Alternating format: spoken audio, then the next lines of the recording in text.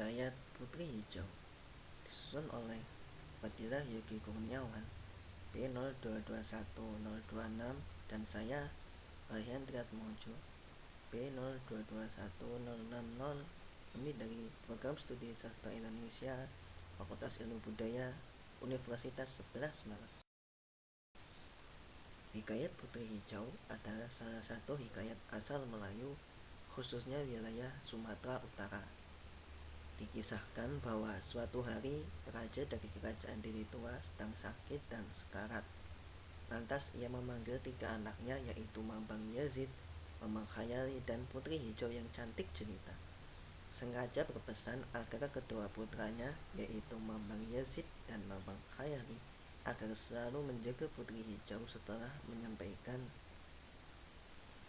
menyampaikan wasiatnya, sang raja mangkat. Duka menyeliputi seluruh rakyat.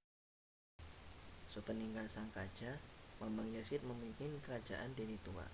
Ia memimpin kerajaan Deli Tua dengan bijak sebagaimana ayahnya lakukan. Di samping menjalankan pemerintahan, Mambang Yazid juga memperhatikan adik-adiknya agar tidak terlalu lama dalam kesedihan. Waktu berlalu, mereka sudah tidak berduka Waktu lagi. terus berlalu, Putri Hijau yang paling terpukul atas hingga kepergian lambat laun ayahnya kini sudah mulai membantu kakak-kakaknya. Putri Hijau juga tumbuh semakin cantik jelita. Setiap senja, ia berdoa di taman belakang istana, dan dari tubuhnya muncul cahaya hijau yang cantik menyebar ke berbagai penjuru. Kecantikan Putri Hijau tersebar ke berbagai wilayah, termasuk ke kerajaan Aceh. Mendengar hal itu, sang raja meminta menteri untuk memastikan kabar. Sang menteri pun berangkat. Sesampainya di Deli Tua, Mata ia kepalanya menyaksikan sendiri bahwa kabar itu benar. Lantas, ia segera kembali dan mengabarkan hal tersebut pada sang raja. Sang raja yang mendengar kebenaran tersebut, hatinya bergejolak. mengirimkan persembahan untuk meminang Putri Hijau.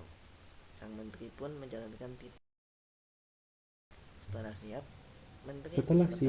Menteri beserta rombongannya berlayar menuju kerajaan Deli Di Tua. sana ia menyampaikan maksud kedatangannya kepada Raja Deli Tua, Mambang Yazid, bahwa Raja Aceh ingin mendengar hal itu. Mambang Yazid tidak langsung menjawab. Mendengar hal Ia itu, meminta agar menteri menunggu, karena ia ingin meminta pertimbangan Putri Hijau. Sejumpanya dengan Putri Hijau, Mambang Yazid menyampaikan alasan kedatangan utusan kerajaan Aceh ke Deli Tua, yaitu untuk meminang Putri Hijau sebagai permaisuri Raja Aceh. Putri Hijau ternyata menolak karena belum ada keinginan menikah dari dalam hatinya. Mambang Yazid memahami hati adiknya.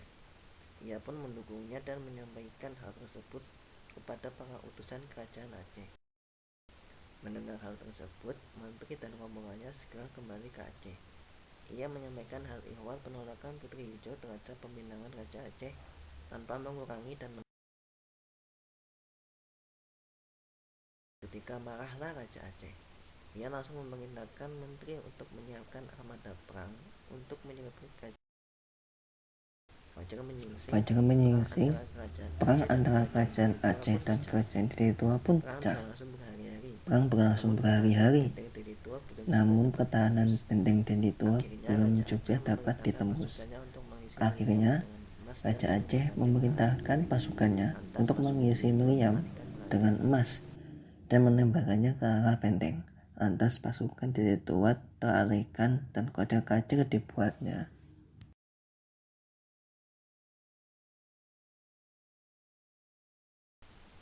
Tak menyia-nyiakan kesempatan itu, pasukan Aceh masuk ke jantung pertahanan Deli Tua. Kabar tersebut didengar oleh Mambang Yazid. Ia dan juga bersama kedua saudaranya sepakat untuk tidak bertekuk lutut kepada kerajaan Aceh. Mereka bertiga pun berpeluang. Sebelum mereka berpisah, Mambang Yazid memberikan pesan kepada Putri Hijau, bila nanti ia ditawar Raja Aceh, maka mohonlah 2 permintaan. Pertama, mintalah agar ia dimasukkan ke dalam keranda kaca. Dan yang kedua, sebelum mengeluarkan kapal sampai ke Aceh, mintalah kepada sang raja agar menyuruh rakyatnya melempar sebutir telur dan segenggam bertih. Setelah itu Mambang Yazid pergi ke medan tempur dan lenyap dari pandangan. Sedangkan Mambang Khayali berubah menjadi meriam yang menembaki pasukan Aceh. Di kamar, Putri Hijau seorang diri dan Raja Aceh masuk ke dalam kamar. Terpesonalah Raja Aceh. Seketika itu, Putri Hijau mau dibawa bersama dengan Raja Aceh dengan syarat sang raja mengabulkan permintaan. Setelah mendengar permintaan Putri Hijau, Raja Aceh menyanggupi. Ia bersama Putri Hijau berangkat ke Aceh.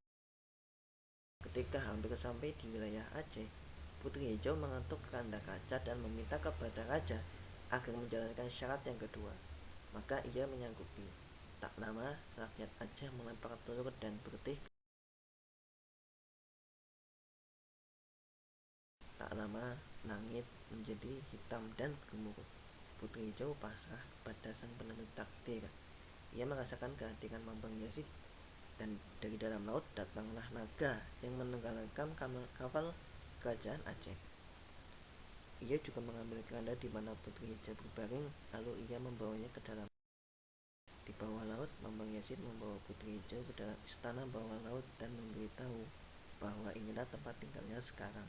Setelah itu, ia pergi menemui Mambang Khayali guna menyampaikan kabar. Setelah itu, Mambang Yazid memberikan izin kepada Mambang Khayali untuk bertapat di Gunung Sibayak dan meninggalkan meriam putung di wilayah Tanah Deli. Sedangkan Mambang Yazid kini berdiam di Selat. Terima kasih dari kami.